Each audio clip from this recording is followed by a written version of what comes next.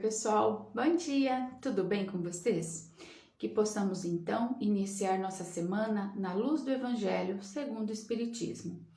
Capítulo 5, Bem-aventurados os aflitos. Tema de hoje, um homem de bem teria morrido. Sempre que a gente vê uma pessoa malvada, que a gente considera uma pessoa má, cruel, que faz coisas que aos nossos olhos são injustas e tudo mais, a gente costuma dizer o quê, né? Se fosse um homem de bem, teria morrido. E há uma verdade nisso, porque Deus concede muitas vezes a um espírito ainda jovem na senda do progresso uma prova mais longa do que a um bom, né? O bom, ele vai receber a recompensa a seu mérito, a favor de uma prova, o favor, né, de uma prova tão curta quanto possível. Então, geralmente é isso, porque o bom, ele já atingiu o seu progresso, então a ele, né, de acordo com o mérito, é dado o favor de uma prova mais curta, enquanto que o mal precisa de uma existência aqui na Terra, né, maior para poder ter a oportunidade de evolução. Se morre um homem de bem, né? Esse homem de bem, vizinho de um homem mau, de um homem malvado. Logo a gente diz, né? Seria bem melhor tivesse morrido aquele, né? Antes tivesse tanta gente ruim no mundo para morrer, porque vai morrer logo os bons, né? Quem que nunca falou isso ou ouviu isso, né? E isso a gente acaba cometendo um erro quando a gente tem esse olhar, quando a gente diz dessa forma, acredita-se que seria melhor dessa forma. Porque o que acontece? O bom, se ele, né, morreu, se foi o bom que morreu, ele já terminou a sua tarefa, né? O que ele tinha que cumprir aqui, ele já cumpriu. Então, ele já terminou a sua tarefa, já é hora dele ir embora. Enquanto o que ficou, o mal, talvez ainda não tenha nem começado a sua tarefa, né?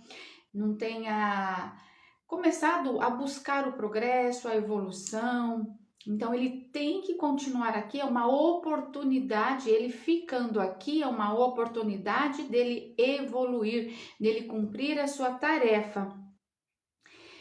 E quando a gente diz dessa forma, né, que a gente tem esse tipo de olhar, de pensamento, o que a gente pode entender? Que a gente não está querendo que o mal tenha a oportunidade de terminar a sua tarefa. Porque se eu quero que ele morra e fique o bem, então eu não quero, né, que ele termine, porque ele não vai ter a oportunidade de terminar a sua tarefa.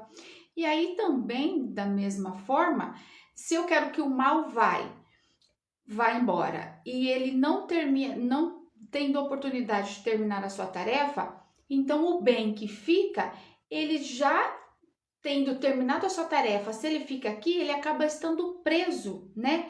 Porque veja bem, ele já terminou, o que ele vai ficar fazendo aqui? Então é como se fosse uma prisão. E dessa mesma forma a gente pode observar numa prisão terrena mesmo, né? Para a gente ter uma noção mais clara, o quê?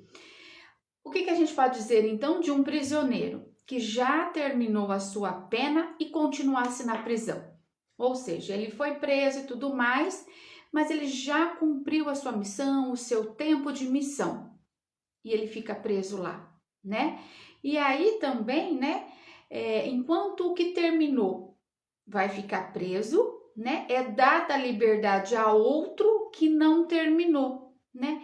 Então você vê, é a mesma coisa do bom e do mal, né? O bom vai ficar preso, da mesma forma que o que já cumpriu a sua pena na prisão fica preso aqui, enquanto é dado a liberdade a um que ainda tem que ficar aqui para pagar os seus débitos, né? Cumprir as suas tarefas, as suas missões.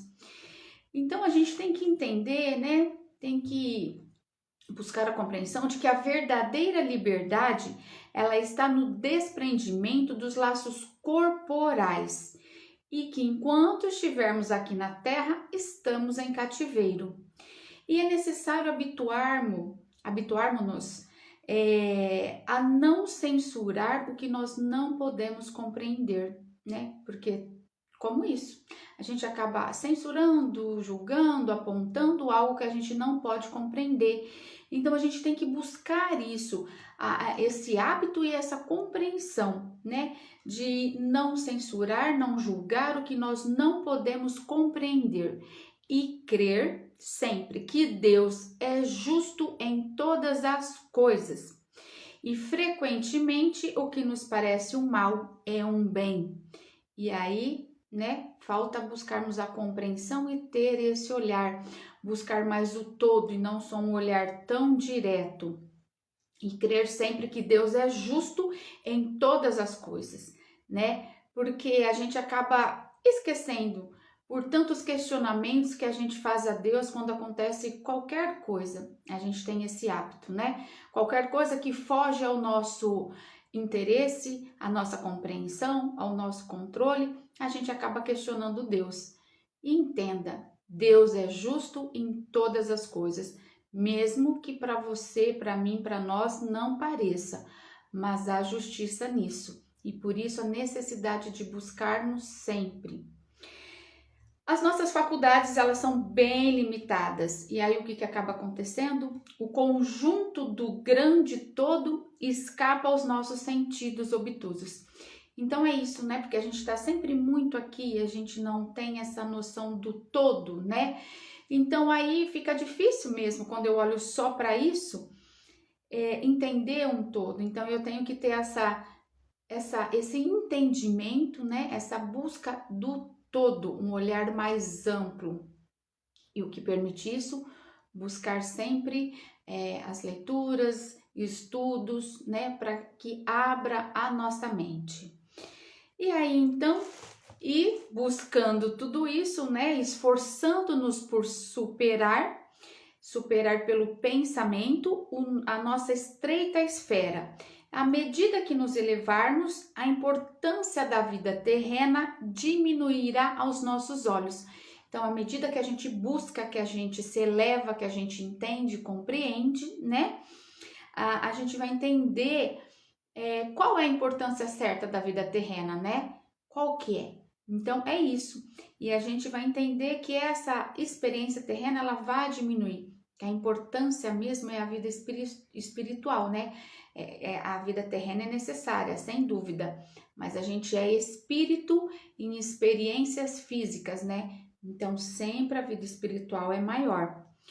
Porque então ela nos aparecerá como um simples incidente, né? Tudo isso que a gente vê, essas situações do homem de bem morrer antes do mal e todas as outras nossas questões terrenas, aparecerá como um simples incidente na infinita duração da vossa existência espiritual, né?